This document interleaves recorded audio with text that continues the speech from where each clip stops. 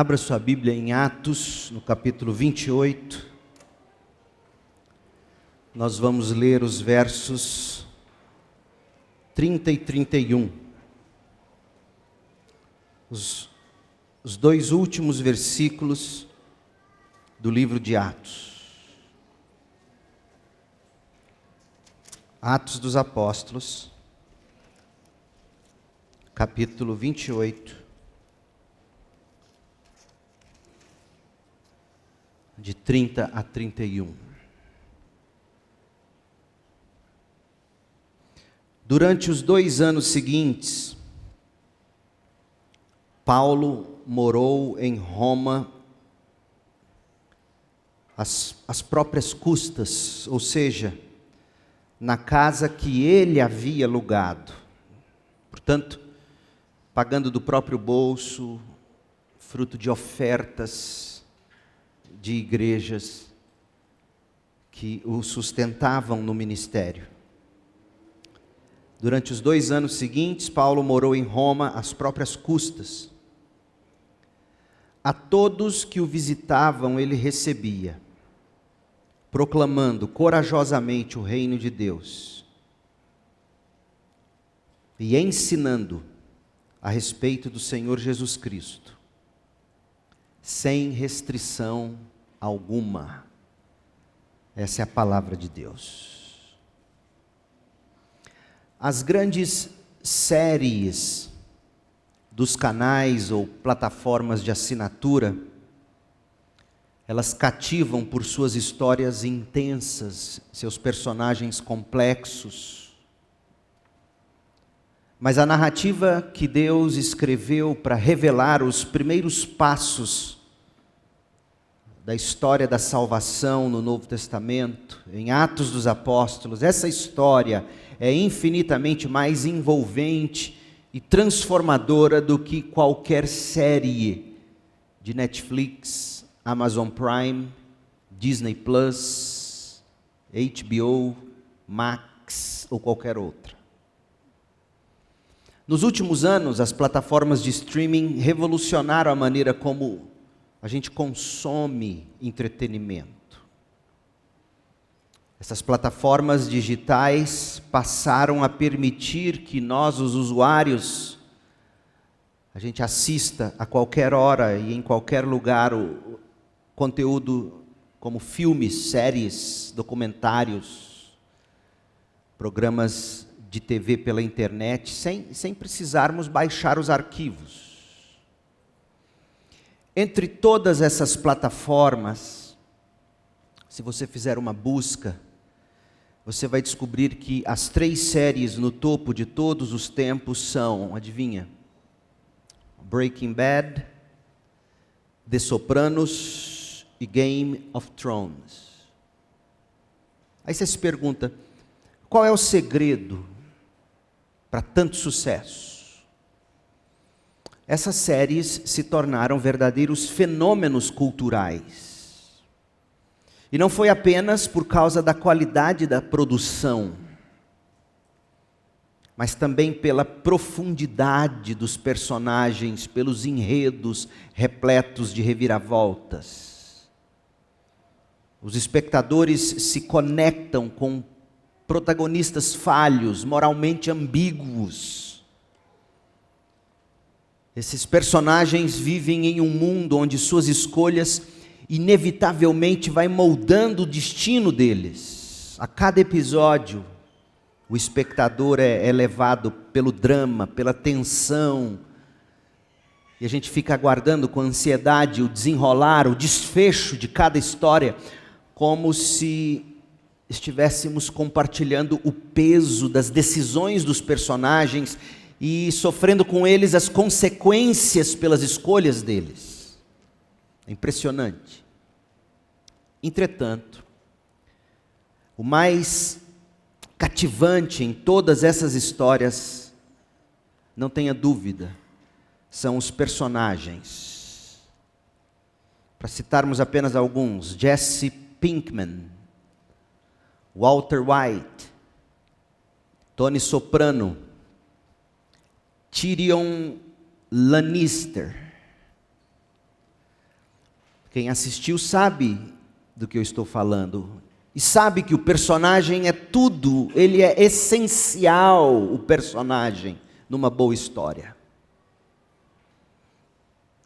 Isso não se aplica apenas a séries de TV ou de streaming, não se aplica apenas aos grandes livros da literatura universal, aplica-se também à Bíblia Sagrada. Os personagens tornam o livro de Deus fascinante. As Escrituras como um todo tratam de Deus. Ele é o personagem principal. Quem Deus é, o que Deus fez, o que Deus faz, o que Deus fará para realizar seus planos eternos de comunhão gloriosa com seu povo, criado para desfrutar da glória dele, Deus o Criador. Esse é o enredo. Deus é, portanto, o personagem principal de toda a Bíblia, de capa a capa. Homens e mulheres, os chamados heróis da fé, são apenas coadjuvantes. Paulo é um coadjuvante. Deus é o personagem principal. Do ponto de vista literário, alguns dos personagens secundários são heróis, mas são heróis menores. Outros são anti-heróis. Sansão é um anti-herói. Paulo é um herói. São heróis menores, mas todos esses homens e mulheres cumprem seu papel em relação a Deus e aos propósitos soberanos de Deus. Compreender quem Deus é, compreender que Deus é o protagonista e que os demais são coadjuvantes, sejam heróis menores ou anti-heróis, isso vai tornar sua leitura da Bíblia mais proveitosa e suas conclusões mais acertadas. Além dos personagens, o que conduz uma boa história é o tema da história, a trama da história, e com a Bíblia não é diferente. Na Bíblia Sagrada, o tema central qual é? Você sabe dizer? Qual é o tema central da Bíblia? A glória de Deus. A glória de Deus na criação, a glória de Deus na redenção de seu povo, portanto, a glória de Deus na face de Cristo. Este é o tema da Bíblia, de ponta a ponta. Esse é o fio condutor de todo o livro de Deus. Portanto, minhas ovelhas que tanto amo, meus amigos, quando a gente chega a Atos dos Apóstolos, a gente percebe que o personagem principal não é Paulo, não é Pedro, não é qualquer outro personagem humano. O personagem principal deste livro é o Espírito Santo. Atos do Espírito Santo através de seus apóstolos. E o centro da narrativa, ou melhor, o tema que orienta a trama do livro de Atos, sabe qual é? O Evangelho. O Evangelho. Uma boa maneira de identificar o tema de um livro, sabe como é? Você pega um livro e você quer saber sobre o que trata o livro. E geralmente, o título não te informa sobre o que trata o livro. Para você saber sobre o que trata o livro, você tem que ler a introdução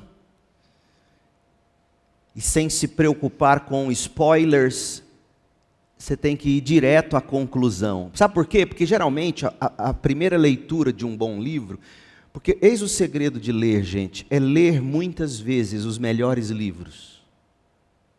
Não é ler tantos livros. Há livros que não merecem ser lidos, há livros que não são tão ruins, mas não precisam ser lidos porque tomaria tempo para a leitura dos livros que são imprescindíveis. Spurgeon dizia: visite muitos livros, bons livros, mas more na Bíblia. Você tem que saber ler muito. Então você vai ler um grande livro. Geralmente, na tensão de querer saber o que vai acontecer, você não presta atenção aos detalhes sobre personalidade, caráter dos personagens. Então, você quer saber? A segunda leitura é sempre melhor que a primeira, porque a segunda leitura você já vai para o livro sabendo como ele termina. E aí você vai prestar atenção em detalhes que você não prestou, porque na primeira leitura você ficou preocupado com o desfecho. Então, para saber qual é o tema de um livro, leia o comecinho e leia a conclusão, sem se preocupar com spoilers. Porque livros que se escondem atrás de, não, você não pode ter spoilers, esses não são bons livros.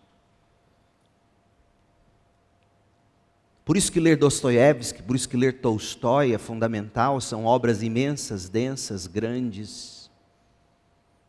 Eu já estou na página 1440 de Guerra e Paz, cujo total, pela Companhia das Letras, que é a que eu estou lendo, são 2.642 páginas.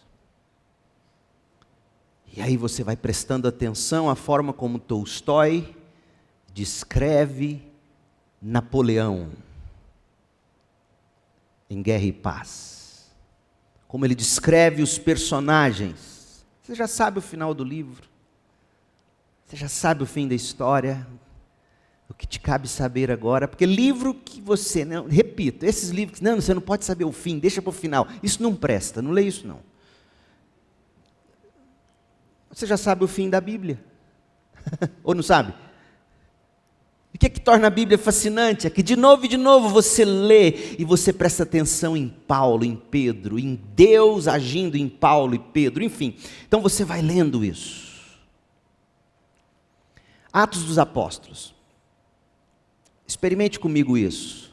Vamos ver como é que Atos começa e como é que Atos termina. Abra o livro no começo, Atos 1, verso 1. Atos 1, verso 1. Em meu primeiro livro, qual foi o primeiro livro de Lucas? O Evangelho de Lucas.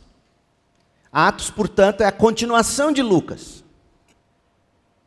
É o segundo tomo. Primeiro tomo, Lucas. Segundo tomo, Atos. Primeiro volume, Lucas. Segundo volume, Atos. No meu primeiro volume, isto é, o Evangelho de Lucas, relatei a você, Teófilo, agora presta atenção, relatou o quê? Porque ele vai te dizer agora qual é o tema do Evangelho de Lucas. Relatei a você tudo que Jesus começou a fazer e a ensinar. Pronto, esse é o tema de Lucas. Até o dia em que foi levado para o céu, depois de dar a seus apóstolos escolhidos mais instruções por meio do Espírito Santo. Então, ele está te dizendo que ele está continuando a saga. Aquilo que Jesus começou a fazer e a ensinar é o que eu agora passo a relatar no segundo volume. Atos. Sobre como os apóstolos escolhidos, instruídos por meio do Espírito Santo, agiram.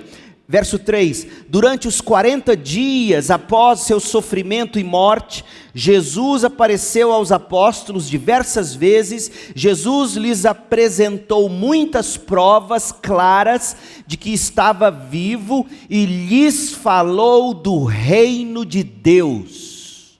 É isso que Lucas vai fazer agora no segundo volume, Atos dos Apóstolos. Mostrar para nós como esses apóstolos falaram do reino de Deus. Ou não é? Você prestou atenção? Tudo que Jesus começou a fazer e a ensinar, Lucas, e tudo aquilo que os apóstolos pregaram, continuando a obra de Jesus, anunciando o reino de Deus. Agora vai lá para o final do livro. Vê se Lucas é um homem coerente ou não. O Lucas, sinceramente, eu acho que ele é um historiador por excelência. Fenomenal. É impressionante a capacidade desse homem para escrever. Olha como ele termina o livro, Atos 28, 30. Durante os 2 anos seguintes que Paulo esteve preso em Roma, Paulo morou em Roma, às próprias custas. A todos que visitavam ele, o que ele fazia? Verso 31. Proclamando corajosamente o quê? O reino de Deus. Opa! E ensinando a respeito do Senhor Jesus Cristo. Tudo que Jesus começou a fazer e a ensinar. Sem restrição alguma. Veja, meu povo, anunciar o que Jesus fez e ensinou, ou seja, apresentar o reino de Deus, proclamá-lo corajosamente, desde Jerusalém até os confins da terra, esse é o tema, o fio condutor da trama de Atos dos Apóstolos. Tanto é verdade que este propósito está sintetizado em Atos 1:8. Atos 1:8. Abra lá e leia comigo. O que Jesus vai dizer aos apóstolos, o plano de Jesus, e é sobre este plano que Lucas vai dividir todo o seu livro, que a gente está concluindo. Atos 1:8. Vocês receberão poder quando o Espírito Santo descer sobre vocês. Portanto, atos do Espírito Santo através dos apóstolos. Para fazerem o quê? Vocês serão minhas testemunhas em toda parte. Testemunhas do Evangelho. Em Jerusalém, toda a Judéia, Samaria e nos lugares mais distantes da terra. Carlos Oswaldo Pinto, ele escreveu que o tema central do livro de Atos é o progresso da mensagem do reino. Começando lá nas ruas estreitas de Jerusalém, no começo do ano 30, depois de Cristo, até chegar àquelas colinas abafadas de Roma, no verão do ano 60, quando Paulo estava preso. Carlos Oswaldo Pinto diz que o livro de Atos trata das forças humanas e sobrenaturais que permitiram que o Evangelho de Jesus Cristo atingisse o centro do Império Romano em menos de uma geração, em apenas 30 anos.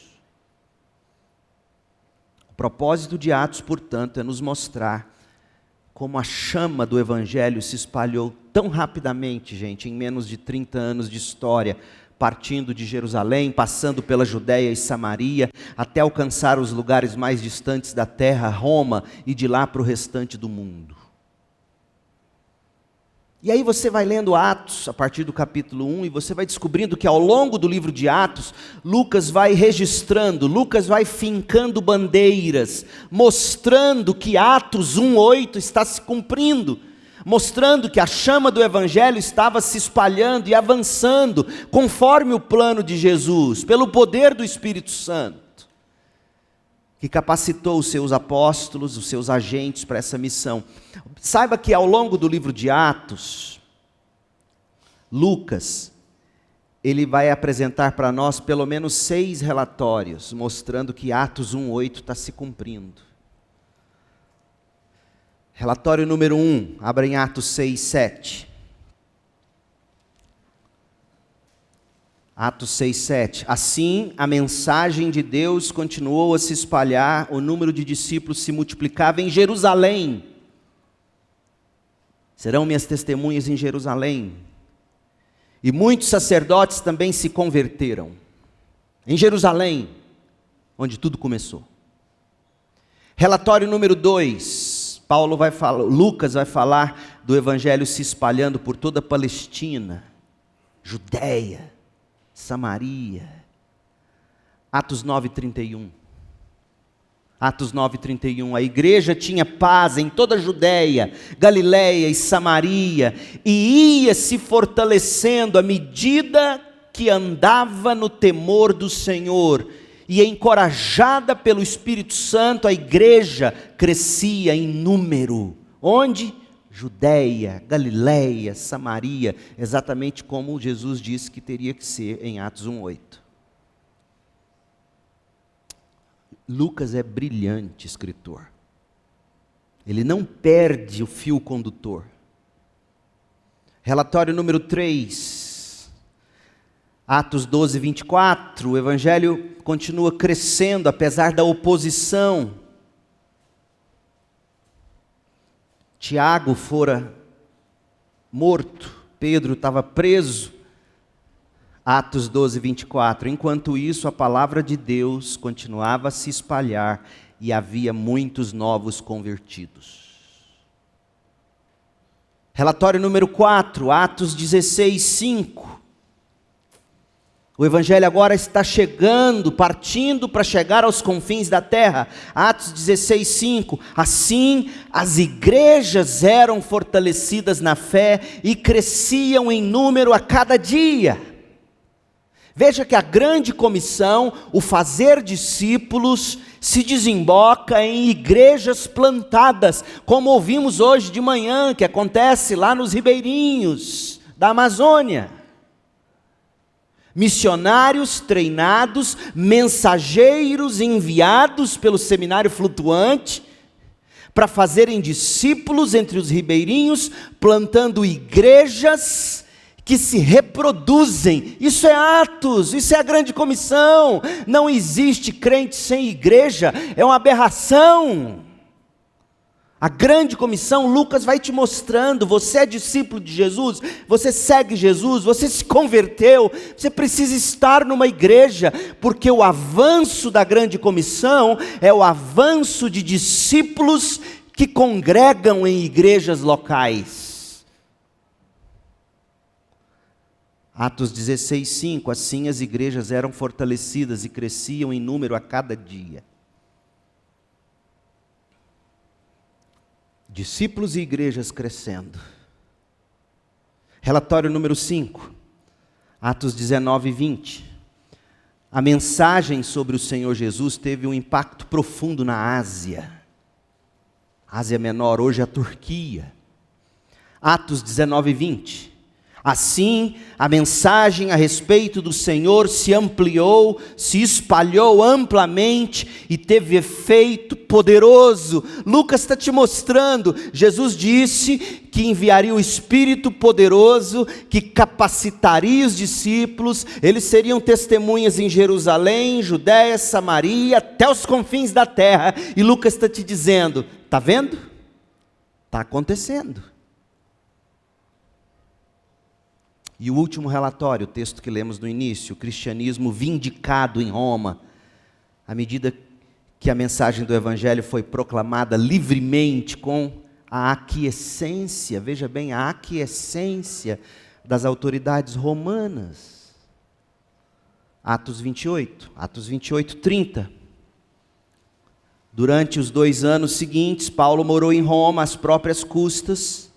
A todos que o visitavam ele recebia, proclamando corajosamente o reino de Deus e ensinando a respeito do Senhor Jesus Cristo, sem restrição alguma.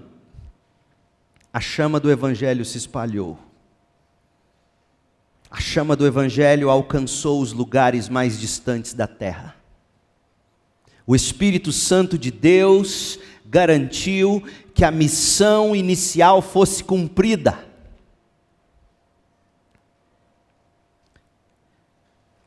Meu povo, nomes como Pedro, Estevão, Filipe, Ananias de Damasco, Barnabé, Saulo, depois Paulo,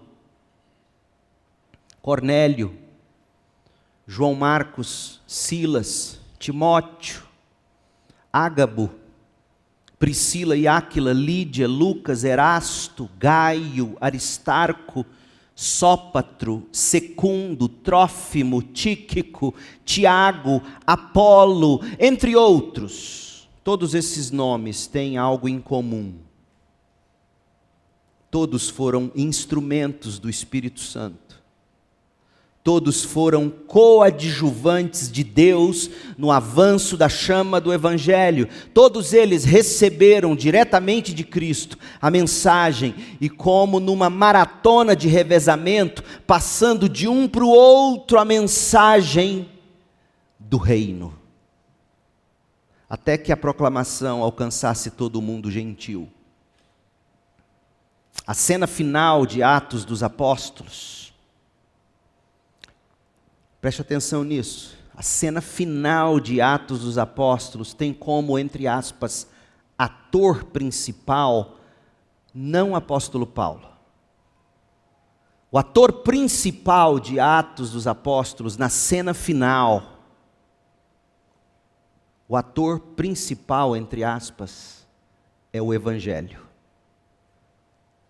Afinal, aquilo que o próprio Cristo começou a fazer e a ensinar, como Lucas narra lá em Atos 1, de 1 a 3. Aquilo que Jesus começou a fazer e a ensinar, agora, 30 anos depois, estava sendo proclamado corajosamente e ensinado livremente, sem restrição. Atos 28, de 30 a 31. Entre aspas, o personagem, entre aspas, é o Evangelho que estava sendo ensinado livremente, sem restrição alguma. Aquilo que Jesus começou a fazer e a ensinar, Paulo estava anunciando sem restrição alguma. Paulo era apenas o meio. Atos é sobre o Evangelho. O Evangelho era o centro. E assim também é conosco, nós somos os meios de Deus, o Evangelho é o centro.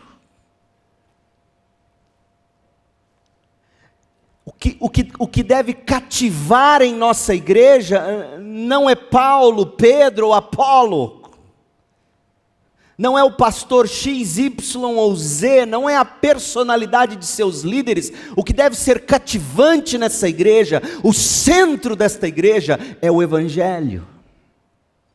Porque é assim em Atos dos Apóstolos. Por que você gosta de ir lá na CIB, Segunda de Goiânia, Batista de Goiânia? Por que você gosta de ir lá? Resposta certa. Aqueles irmãos, eles ensinam o Evangelho, eles pregam o Evangelho, eles vivem o Evangelho, eles encarnam o Evangelho.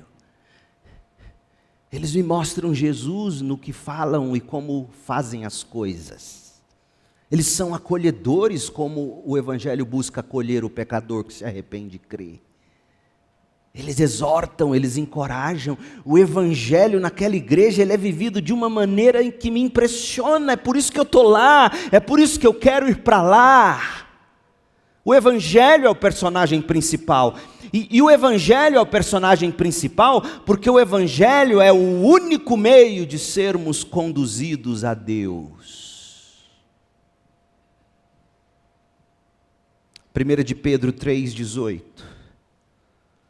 Olha o que o Evangelho produz. 1 de Pedro 3,18. Pois Cristo também sofreu por nossos pecados, de uma vez por todas, embora nunca tenha pecado, morreu pelos pecadores. Isto é o Evangelho. Para quê?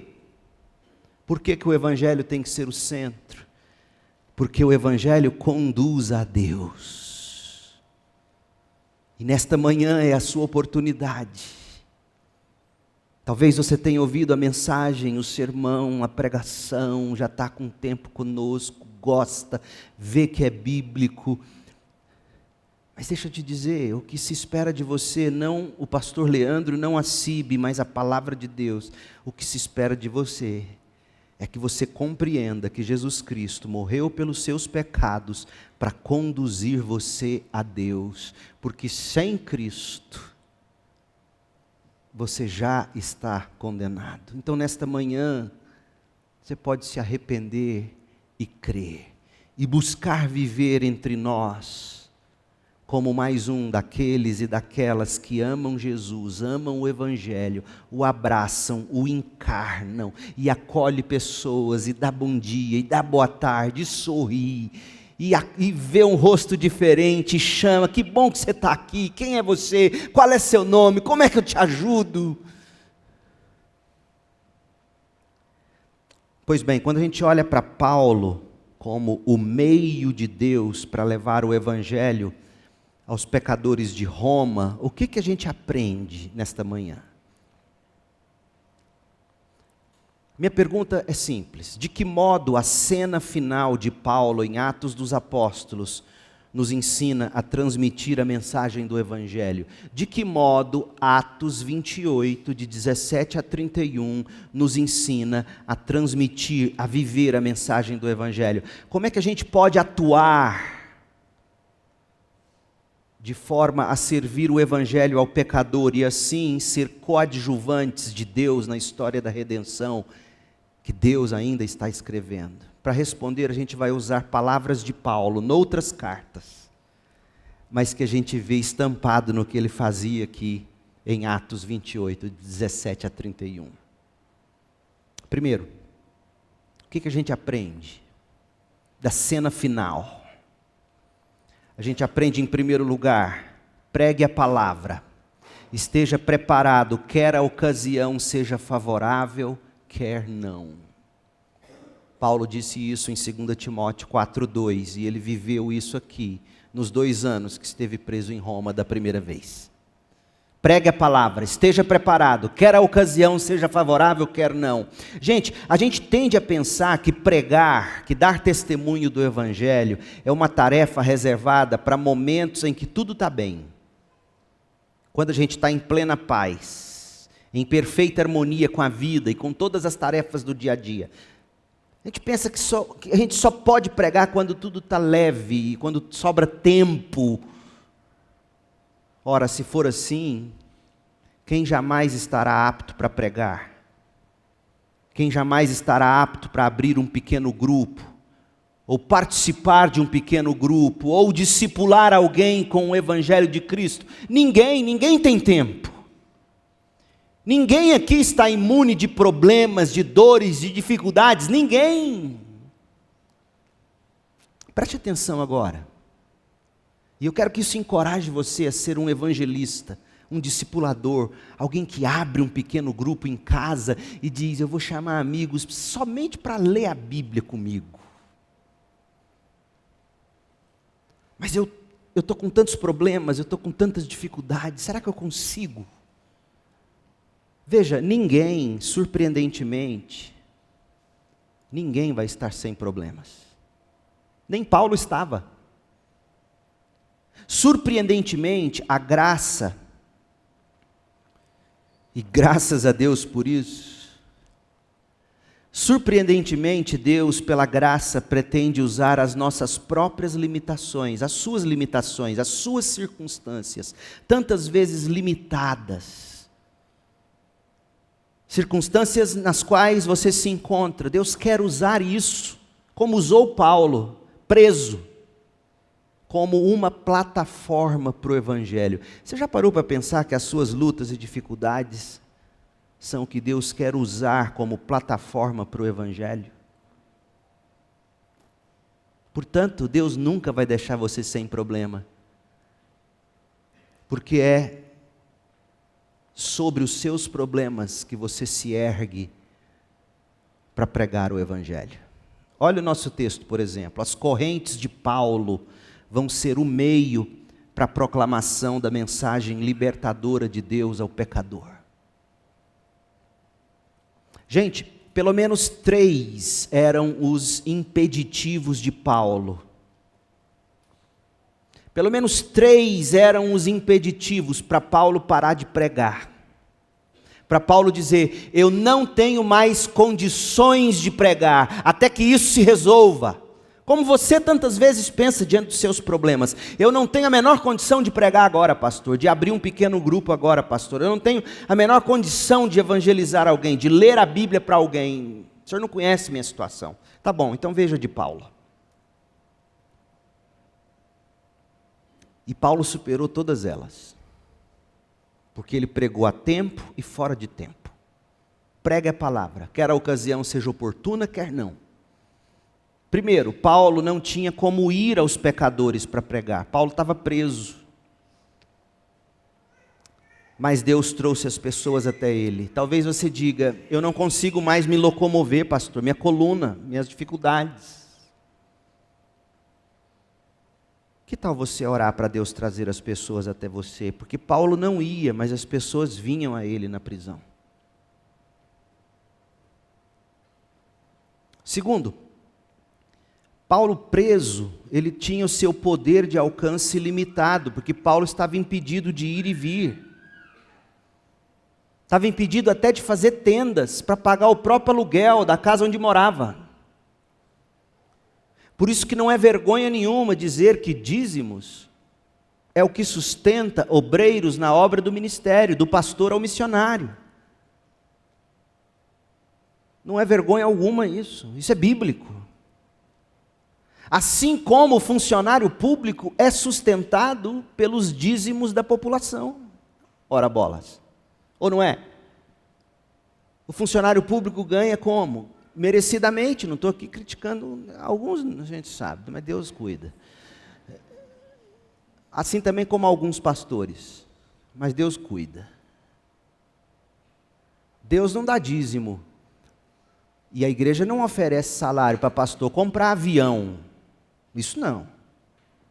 Isso tem um nome, não é bênção, é ostentação.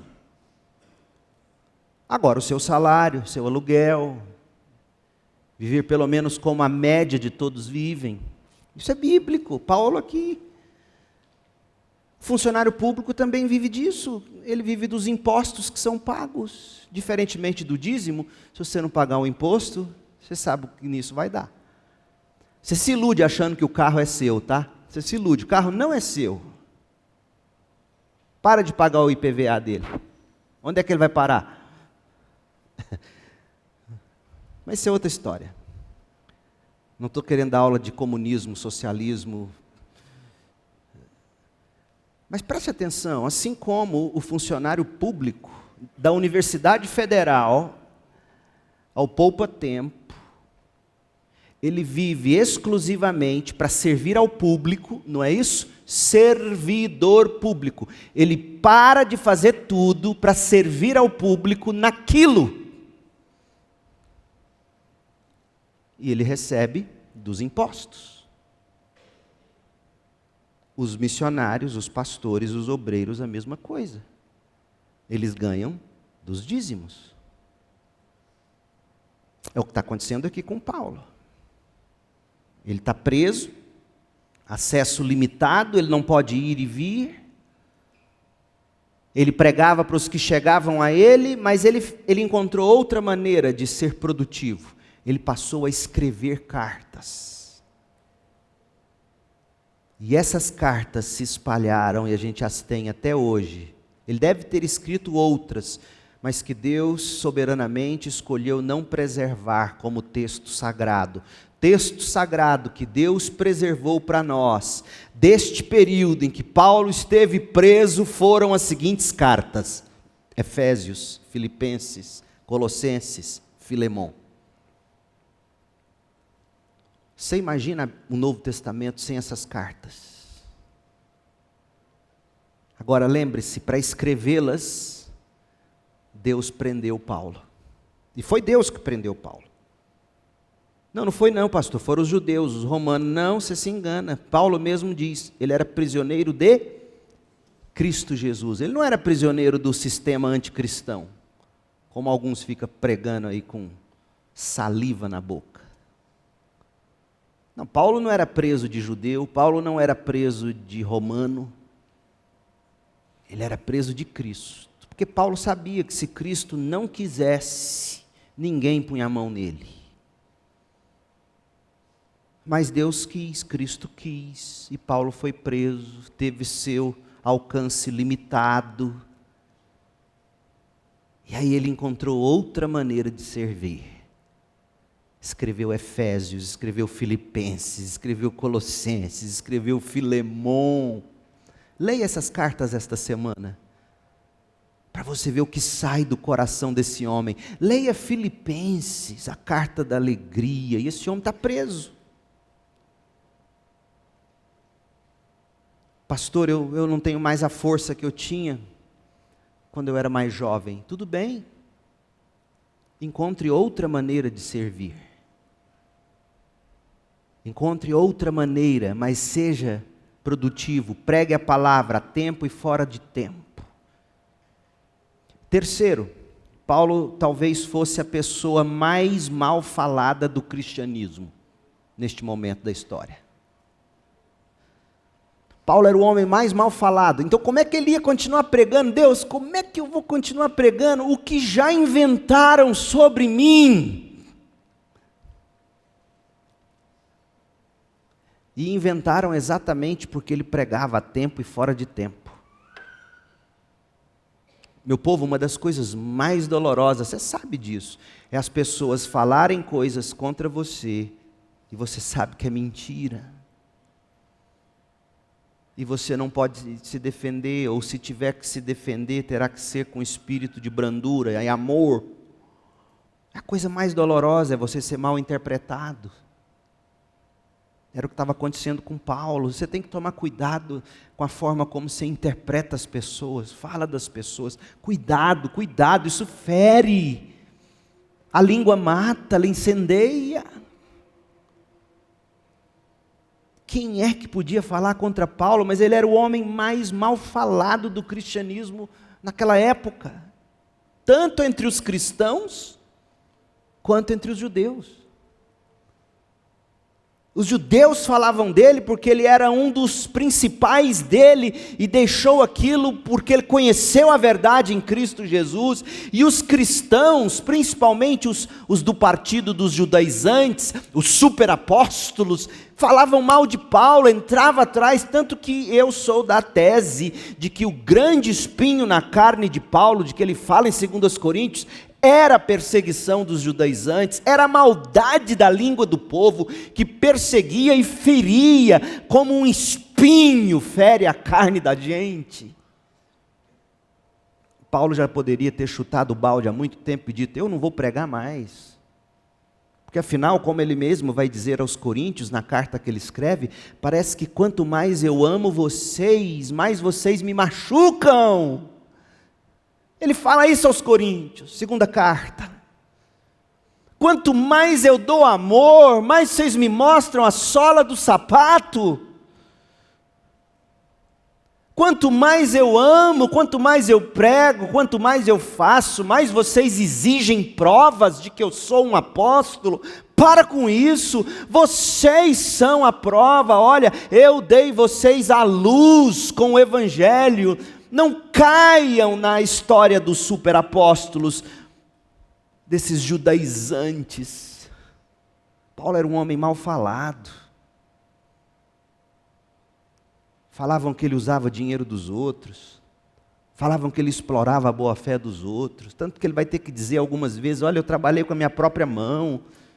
Eu nem precisava, porque o evangelho me dá sim o direito de ser sustentado pelos irmãos. Mas em muitos momentos eu trabalhei, vocês estão falando do que vocês não sabem, é muita maldade. Imagina, Paulo levando tanta pancada, gente. O ministério não é para amadores, não. Mas isso não intimidou Paulo. Paulo não parou de pregar. Paulo falou a verdade. Porque aqui está uma grande lição, ouça crente, preste atenção. É exatamente isso que se deve fazer quando não há o que possa ser feito para mudar o que estão falando a respeito de você. Sabe o que você tem que fazer quando não há o que você possa fazer para mudar o que estão falando mal de você? Sabe o que você tem que fazer? O que Paulo fez. Continuar falando a verdade em amor. Então Paulo estava impedido de ir e vir, as pessoas vinham a ele. Paulo não podia ir e vir, começou a escrever cartas. Paulo estava sendo mal falado, acusado, mal interpretado, injuriado, até por pessoas em quem ele investiu vida e tempo. Vida dele, tempo dele.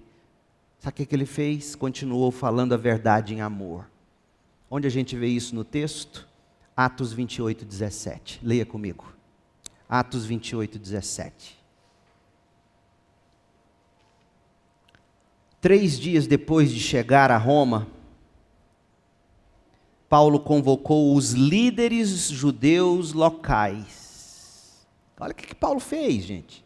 Preste atenção. Por que ele estava sendo levado a Roma? Você prestou atenção? Ele estava sendo levado a Roma porque os líderes judeus de Jerusalém e de outras regiões quiseram matá-lo. Ou seja, chegando a Roma, a última coisa que Paulo tinha que fazer era querer sentar com um líder judeu. Ele estava preso por causa deles. Em tese, porque a realidade era, ele estava preso por causa de Cristo. E quando você entende que quem conduz a vida, a história, não é socialismo, não é comunismo, não é capitalismo, não é liberalismo, nova ordem mundial, ONU. Quando você entende que quem está governando tudo é Deus, você consegue chegar a Roma, perseguido pela nova ordem mundial, e falar: senta aqui comigo para a gente conversar. Uau! É isso que é ser crente. Não é você ficar xingando, espalhando, é chamar os caras que estão querendo ver sua cabeça, chamá-los em amor e dizer: eis a verdade. E olha o que Paulo vai fazer. Paulo lhes disse: irmãos, olha só, gente, irmãos, olha o respeito. Eu não tenho nada com esses esquerdopatas, com esses bolsominion, com esses marsalinos. Agora inventaram novo, né? Tem as marsaletes. Que situação. Não tem isso no vocabulário de Paulo, meu povo. Não tem isso. Irmãos, eu acho lindo esse homem. Eu quero dar um beijo nele, lá no céu. Vai ser... Que homem lindo. Irmãos, embora eu não tenha feito nada contra o nosso povo, nem contra os costumes de nossos antepassados, porque era disso que ele estava sendo acusado. Eu fui preso em Jerusalém e entregue ao governo romano. Meus irmãos judeus, nossos irmãos judeus fizeram isso comigo, lá em Jerusalém. Paulo não tinha medo de notícia, Os romanos me interrogaram e queriam me soltar, porque não encontraram motivo para me condenar à morte. Até os romanos, Lucas quer que você enxergue isso, até os romanos conseguiram ver que o que Paulo estava pregando não tinha jeito, era um desdobramento do judaísmo. Então é coisa deles, é coisa da religião deles. Os romanos pensaram assim, pensaram corretamente. E Lucas quer que você veja isso. Até os romanos entenderam, mas os líderes judeus não. Os romanos me interrogaram, quiseram me soltar, pois não encontraram motivo para me condenar à morte. Mas quando os líderes judeus protestaram contra a decisão, e ele está chamando os daqui de Roma de irmãos, a mesma laia, o mesmo grupo, mesma casta. Os líderes judeus protestaram contra a decisão, então eu considerei necessário apelar para César, senão eu seria morto. Os líderes judeus de Jerusalém estavam dispostos a quebrar os 10 mandamentos, estavam dispostos a me matar. Olha o que uma direita sem Cristo faz, ela mata. Os líderes judeus eram de direita. Não precisa dizer que os de esquerda matam, a gente sabe, a história está aí. socialismo, comunismo. É um absurdo o número de mortes. Uma loucura. Só não vê quem não quer, quem é religioso mesmo. Fanático. A esquerda sem Cristo mata. A direita sem Cristo mata também. Mataram Jesus, tentaram matar Paulo uma vez, não deram conta, mas na segunda mataram. Verso 19, mas quando os líderes judeus protestaram contra a decisão, considerei necessário apelar a César, embora não tivesse acusação alguma contra meu próprio povo. Por isso pedi a vocês que viessem aqui hoje, irmãos líderes judeus de Roma, para que nos conhecêssemos. Olha que coisa linda, para que nos conhecêssemos. Não foi para brigar. E para que eu também pudesse explicar. Paulo devia satisfação para eles, gente? Não, mas por que Paulo quer explicar? Porque ele quer ganhar os de direita, os de esquerda, os do centrão, que parece que é mais do diabo do que qualquer outro. Paulo queria explicar que estava preso com estas correntes, porque ele cria na esperança de Israel. O cristianismo estava sendo vindicado. Lucas está mostrando isso. Lucas está dizendo para nós o seguinte: sabe o que os romanos concluíram? Que eles não podiam matar Paulo. Não era justo matar Paulo, tanto que deixaram ele preso lá 2 anos. Nós não sabemos por que Paulo foi preso depois de 2 anos. Não sabemos, a história não conta, a Bíblia não conta. É provável que depois de 2 anos, porque a poeira sentou. Aí os romanos falaram, solta esse homem. Ou seja, os romanos entenderam, o que Paulo prega é um desdobramento do judaísmo. E Paulo diz, não é somente o desdobramento, como o cumprimento de toda a esperança de Israel. Lucas está dizendo, o cristianismo foi vindicado em Roma. Foi por isso que Paulo lutou tanto para chegar em Roma. Ele queria criar essa jurisprudência no governo romano. O cristianismo é o cumprimento da esperança de Israel.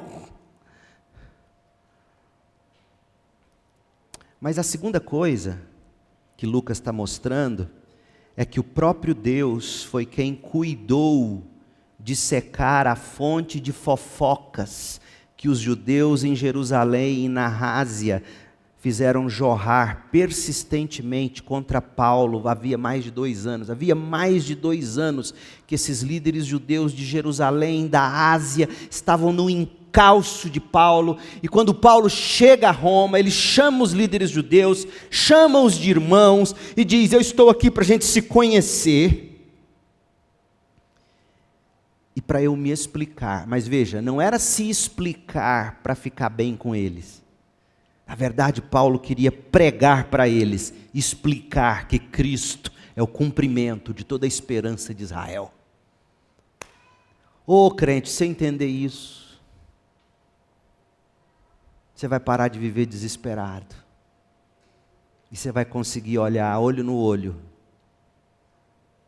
dos maus e dizer, ô irmão, olhe para a esperança de Israel, olhe para Jesus e seja salvo tu e a tua casa.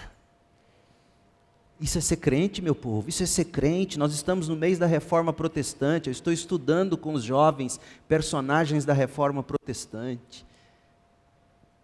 E hoje de manhã eu traduzi um deles, que será estudado, o sobrenome dele é Capito, que tentou com unhas e dentes, veja você, durante a Reforma, dizer, Lutero, o que você prega está certo, mas Lutero, não pregue com tanto ódio.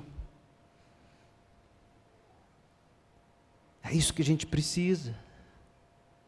Pregue a verdade, mas sem ódio, sem raiva.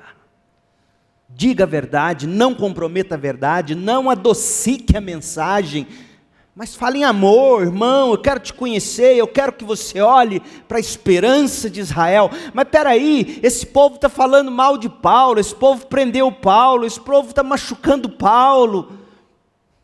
Isso é ser bobo dos outros. Não, é confiar em Deus. Porque olha como Deus preservou a reputação de Paulo em Roma.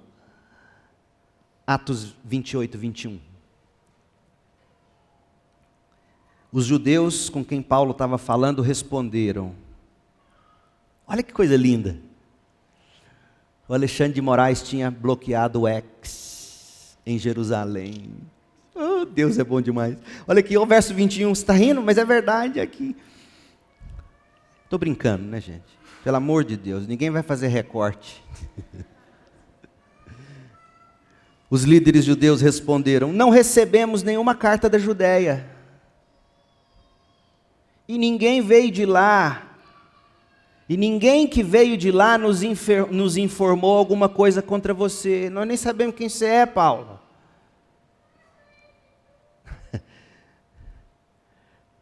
Deus é quem cuida de nós, gente. Deus é quem cuida da nossa reputação.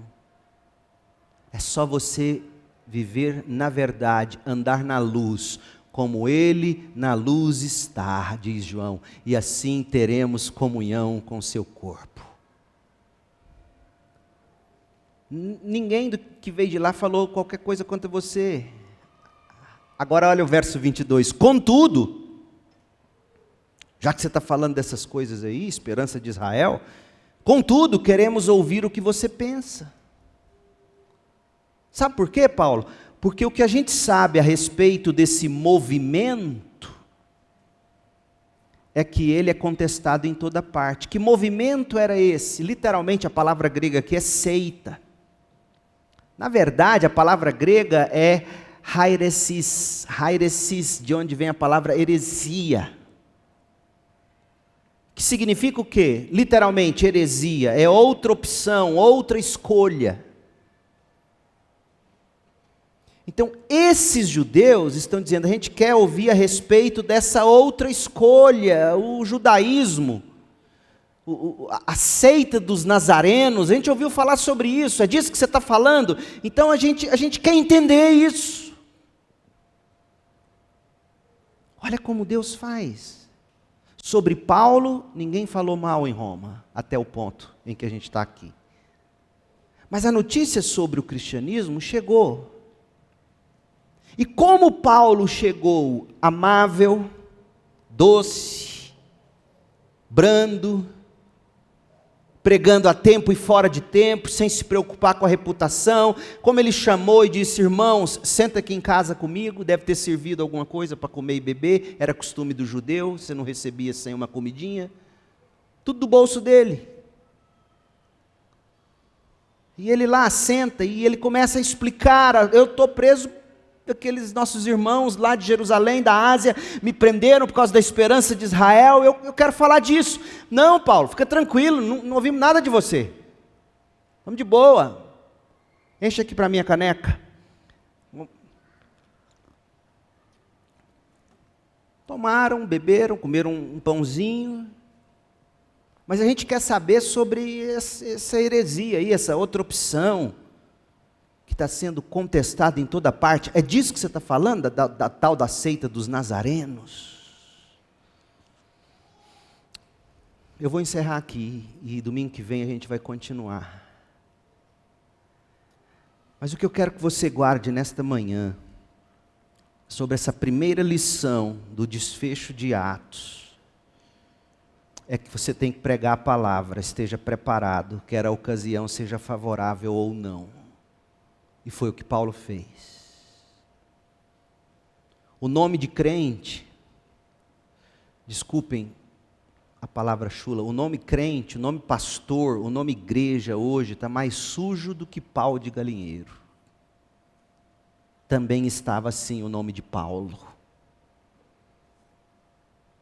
Paulo, no entanto, não se deixava intimidar. Continuava chamando seus algozes de irmãos. Educado, brando. Quando ele deu uma explodida lá atrás, a gente estudou isso, falou mal do sumo sacerdote sem saber que era, levou um tapa na boca, e na mesma hora ele se retrata. Me perdoe, eu sei que a lei diz que eu não posso fazer assim, eu não sabia que ele era o sumo sacerdote, me perdoa. O crente, nós seremos perseguidos, mas não vamos ser perseguidos por causa das besteiras que a gente fala, das loucuras que a gente promove, das doenças psiquiátricas que a gente transforma em formas de espiritualidade. Não vamos ser perseguidos por isso não. Pedro vai dizer isso na carta dele. Vamos ser perseguidos por amarmos, por dizermos a verdade em amor, por chamarmos na nossa casa, como Paulo fez. Eu não posso ir, mas vocês venham cá. Eu não posso ir, mas vou escrever cartas, a tempo e fora de tempo, pregando com doçura, com amor. Faz isso essa semana. Assa um bolo, faz um suco de limão geladinho, liga o ventilador, e chama um vizinho, chama uma amiga, chama um amigo. Fala, olha, eu te chamei aqui hoje, eu quero ler a Bíblia com você. Tem aqui uma Bíblia, um Marcos. Abre aí, Evangelho de Marcos, vamos ler junto. A pessoa vai ficar, como assim? Não, você tem o hábito de ler a Bíblia? Vamos ler. Vamos ler o capítulo 1 só, de Marcos, por exemplo. E no final eu quero ouvir quais são os seus motivos de oração e de que forma o capítulo que a gente vai ler pode ajudar você nas suas dores. Você dá conta de fazer isso ou não? Você não precisa fazer curso para fazer isso. Pastor, mas aí eu vou chegar em coisa que eu não entendo. Ótimo. Fala, não entendo, vou estudar. Você já tem o segundo encontro garantido. Semana que vem você volta, vai ser bolo de cereja semana que vem. E nós vamos continuar. Eu quero que você saia gorda desses encontros, de tanto comer bolo e falar de Jesus. Senta. Tem sem glúten. Você não precisa fazer bolo, compra. Chama na sua casa, faz igual Paulo, prega a palavra. Aí esse povo vai ver, esses crentes não é esquisito desse tanto não, ele é gente boa. Ele é gente boa. Ele pagou o pão de queijo para mim. O Almarada sabe fazer isso. Vocês sabem fazer isso. Para de ficar falando só de futebol. Para de ficar falando só de Goiás e Vila Nova. O Atlético já caiu. Esquece essas histórias. Fala de Jesus. Não, eu não sei pregar. Ótimo. Abra a Bíblia. Vai ler com a pessoa. Lê em Marcos. Você dá conta de ler, meu Deus? É sério, gente. Eu não estou brincando, não. Você tem que ler a Bíblia com as pessoas. Você tem que anunciar o Evangelho. A tempo e fora de tempo, quer a ocasião seja favorável, quer não. Pastor, minha casa está uma bagunça. Não tem problema, deixa a pessoa ver que você também tem casa bagunçada igual ela. Ah, mas a dela é um brinco. Então mostra a sua e diz, está vendo? Eu sou ruim, me ensina a organizar. Tem jeito para sair, meu povo, é só você querer. Minha oração é que o Senhor te abençoe a proclamar o Evangelho, a tempo e fora de tempo. E Deus permitindo, domingo que vem, a parte 2, e a gente conclui Atos dos Apóstolos. Oremos, feche seus olhos. Ó Deus, em nome de Jesus, derrama graça sobre nós, Pai. Dá-nos o espírito de Paulo. Esse espírito de poder, de amor, de moderação. O Senhor não nos deu um espírito de covardia, mas de poder, de amor e de moderação. O mesmo que vimos aqui em Paulo, agora, neste texto, em ação. Espírito de poder para dizer a verdade. Espírito de amor para chamar seus algozes de irmãos. Espírito de moderação para saber explicar o Evangelho à luz de toda celeuma e briga, sem entrar na briga, sem ser pilhado, sem pilhar, moderação. Ó Pai,